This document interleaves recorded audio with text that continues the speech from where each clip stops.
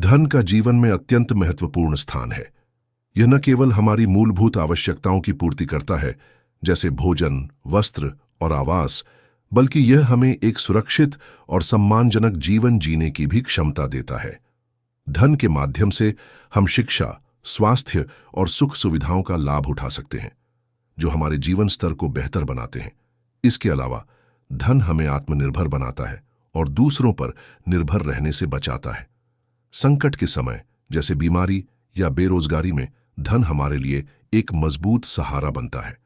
हालांकि यह भी सच है कि धन का अधिक लालच मानसिक अशांति और संबंधों में दूरी पैदा कर सकता है। इसलिए धन का महत्व समझते हुए उसका सदुपयोग करना चाहिए। धन जीवन का साधन है, उद्देश्य नहीं, और इसे सेवा, संयम और सदाचार के साथ जोड़कर ही इसका सही मूल्य समझा जा सकता है। देवदत्त पटनायक की यह किताब यह बताने की कोशिश करती है कि धनवान होना केवल पैसों से नहीं, बल्कि सोच और दृष्टिकोण से भी होता है।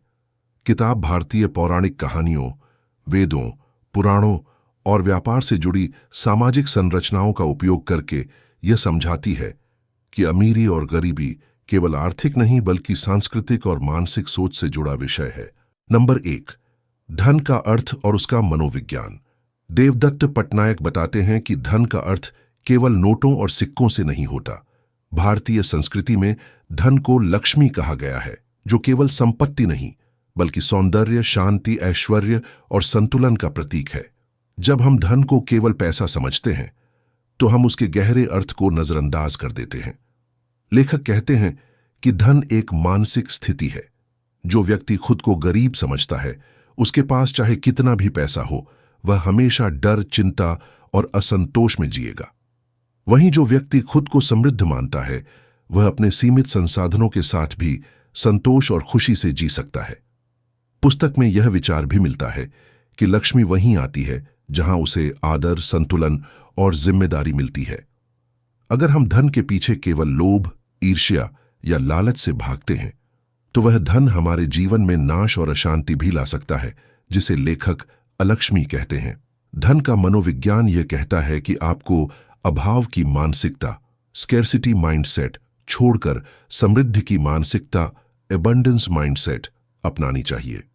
जब आप मानते हैं कि आपके पास सब कुछ है और आप बांट सकते हैं, तो आप मानसिक रूप से अमीर बन जाते हैं।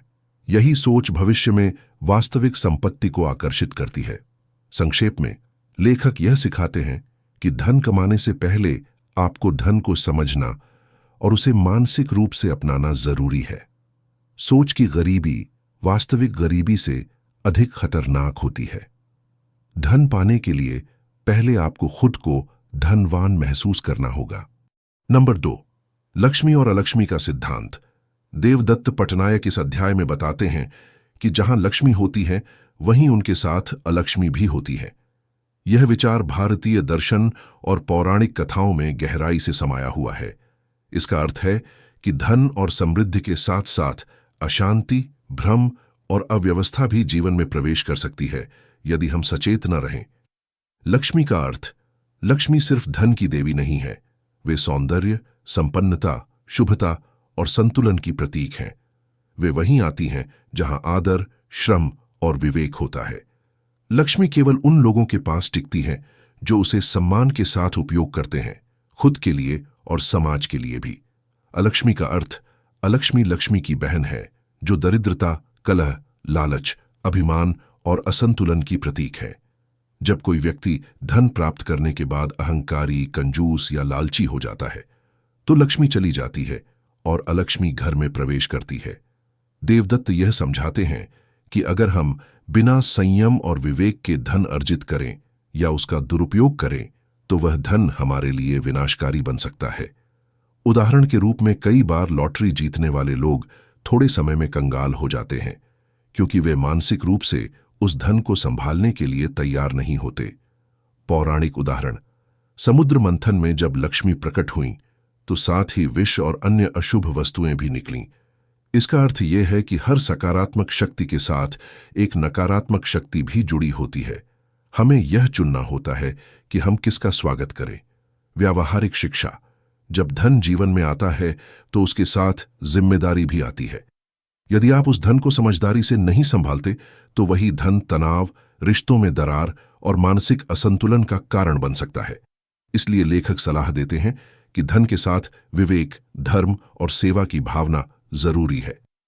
निष्कर्ष: इस अध्याय का मूल संदेश है कि धन एक शक्ति है जो चाहे तो जीवन को सुंदर बना सकती है, या अगर समझदारी से न संभाली जाए तो जीवन को बिगाड़ भी सकती है। लक्ष्मी को बुलाना उतना कठिन नहीं जितना उसे बनाए रखना है, और इसके लिए हमें अलक्ष्मी से सतर्क रहना होगा। नंबर 3, धन कमाने और खर्च करने की सही नीति। देवदत्त पटनायक इस अध्याय में यह समझाते हैं कि केवल धन कमाना ही पर्याप्त नहीं है, उसे कैसे कमाया जाए, कैसे खर्च किया जाए और कैसे बांटा जाए, यह सब उतना ही महत्वपूर्ण है। भारतीय परंपरा में धन को अर्जित करने, उसका उपभोग करने और फिर उसे दान देने, इन तीनों को जीवन के आवश्यक कार्यों में गिना गया है। 1. अर्जन, धन कमाना। धन कमाना बुरा नहीं है, लेकिन उसका तरीका सबसे अहम होता है। अगर आप झूठ, धोखा, शोषण या अनैतिक तरीकों से धन कमाते हैं तो वह धन कुछ समय के लिए आपके पास रह सकता है, लेकिन वह लक्ष्मी नहीं कहलाएगा। भारतीय दर्शन कहता है कि धन का अर्जन धर्म के अनुसार होना चाहिए, यानी मेहनत, ईमानदारी और नैतिकता से। 2. भोग, धन का उपयोग। कमाया हुआ धन केवल बचाने या जमा करने के लिए नहीं होता, उसे आनंद, जरूरतों और विकास में खर्च करना चाहिए। लेकिन लेखक यह भी चेतावनी देते हैं कि भोग में भी संतुलन जरूरी है। अगर आप केवल भोग विलास में लगे रहते हैं तो धन जल्दी ही खत्म हो सकता है और उसके साथ लक्ष्मी भी चली जाती है। देवदत्त बताते हैं कि धन का उपयोग उन चीजों में करें जो आपके जीवन को बेहतर बनाएं, जैसे शिक्षा, स्वास्थ्य, यात्रा, अनुभव और अपने आसपास के लोगों की मदद। 3. दान, धन का वितरण। पौराणिक ग्रंथों में दान को सबसे श्रेष्ठ कार्य माना गया है। जब आप अपने धन का कुछ हिस्सा जरूरतमंदों को, समाज को या किसी अच्छे उद्देश्य के लिए देते हैं तो लक्ष्मी आपके घर में और मजबूती से टिकती है। देवदत्त कहते हैं कि दान का मतलब केवल पैसे देना नहीं होता, आप समय, ज्ञान और सहारा भी दूसरों को दे सकते हैं। जो व्यक्ति केवल धन को पकड़कर रखता है और कभी नहीं बांटता, वह अंततः अलक्ष्मी का शिकार बनता है। तीनों का संतुलन जरूरी है। देवदत्त पटनायक का कहना है कि अर्जन, भोग और दान, ये तीनों चक्र में चलते हैं। यदि आप केवल कमाएंगे और खर्च या दान नहीं करेंगे तो धन भार बन जाएगा। अगर आप केवल खर्च करेंगे और कमाएंगे नहीं तो आप जल्दी खाली हो जाएंगे, और अगर आप केवल दान देंगे, खुद का ख्याल नहीं रखेंगे, तब भी असंतुलन होगा। नंबर 4, व्यापार, रिश्ते और विश्वास। देवदत्त पटनायक इस अध्याय में समझाते हैं कि व्यापार केवल वस्तुओं और पैसों का लेन देन नहीं है, बल्कि यह रिश्तों और विश्वास पर आधारित एक सामाजिक प्रक्रिया है। अगर व्यापार में भरोसा न हो तो चाहे आपके पास कितनी भी पूंजी क्यों न हो, वह टिक नहीं पाएगी। व्यापार का मूल है विश्वास, ट्रस्ट। लेखक कहते हैं कि हर लेन देन के पीछे 2 पक्ष होते हैं, एक जो दे रहा है और दूसरा जो ले रहा है। यह संबंध तब तक मजबूत रहता है जब तक दोनों के बीच विश्वास है। अगर ग्राहक को लगता है कि दुकानदार धोखा दे रहा है या दुकानदार को लगता है कि ग्राहक ईमानदार नहीं है, तो वह संबंध टूट जाता है और यही व्यापार का पतन शुरू करता है। देवदत्त यह बात पौराणिक कहानियों से जोड़ते हुए समझाते हैं कि पुराने समय में व्यापारियों, सेठों को केवल धन के कारण नहीं, बल्कि उनकी सत्यता, विश्वसनीयता और समाज सेवा के कारण सम्मान दिया जाता था। सेठ वह होता था जो समाज के संकट में काम आता था, सिर्फ मुनाफे के पीछे नहीं भागता था।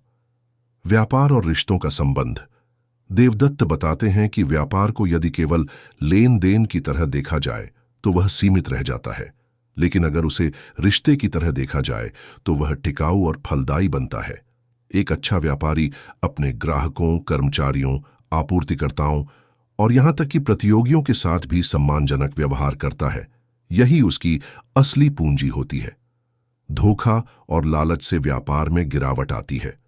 यदि व्यापारी केवल लाभ, चालाकी और अवसरवादी दृष्टिकोण अपनाता है तो वह अल्पकालीन लाभ तो कमा सकता है, लेकिन दीर्घकालीन सफलता और सम्मान खो देता है।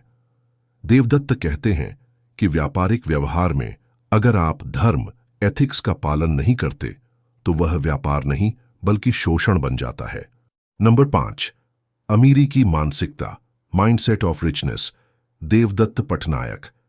इस अध्याय में कहते हैं कि सच्ची अमीरी केवल पैसे से नहीं आती बल्कि सोच, माइंडसेट से आती है। यदि कोई व्यक्ति करोड़ों कमा ले लेकिन हर समय डर, असंतोष और अभाव की भावना में जीता है तो वह वास्तव में अमीर नहीं है। वहीं एक साधारण इंसान भी अगर संतोष, आत्मविश्वास और उदारता से भरा है तो वह मानसिक रूप से अमीर कहलाता है। अभाव बनाम समृद्धि की मानसिकता। लेखक 2 मानसिक अवस्थाओं की बात करते हैं। 1, अभाव की मानसिकता, स्केर्सिटी माइंडसेट। यह सोचती है कि मेरे पास पर्याप्त नहीं है। हमेशा डर बना रहता है कि कहीं सब कुछ खो न जाए।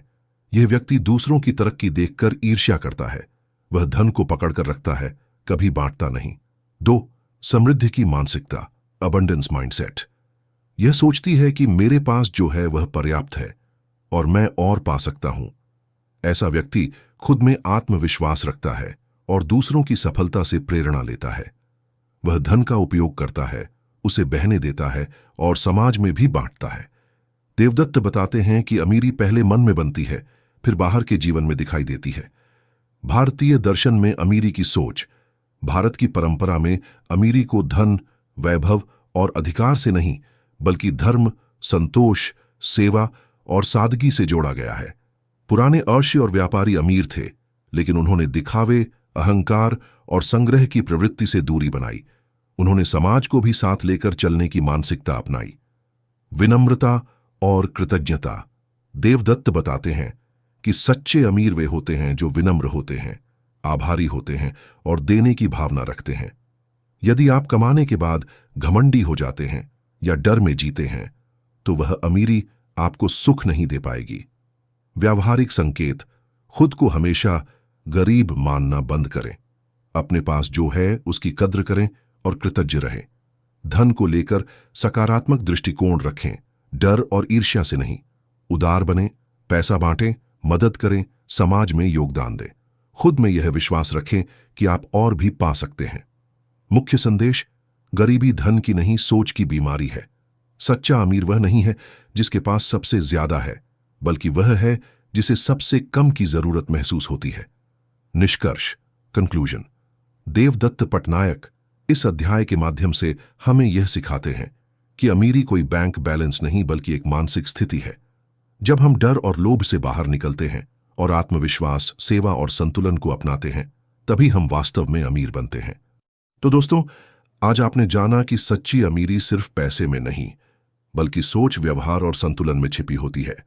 अगर आपको ये वीडियो पसंद आया हो तो लाइक जरूर करें, इसे अपने दोस्तों और परिवार के साथ शेयर करें और चैनल को सब्सक्राइब करना न भूलें ताकि ऐसी ही ज्ञानवर्धक किताबों की कहानियां आप तक लगातार पहुंचती रहें। नीचे कमेंट करके बताइए, आपके लिए अमीरी का क्या मतलब है? क्या आप इस सोच से सहमत हैं? मिलते हैं अगली किताब की शानदार कहानी में। तब तक याद रखिए, असली धन वही है जो सोच को समृद्ध करे।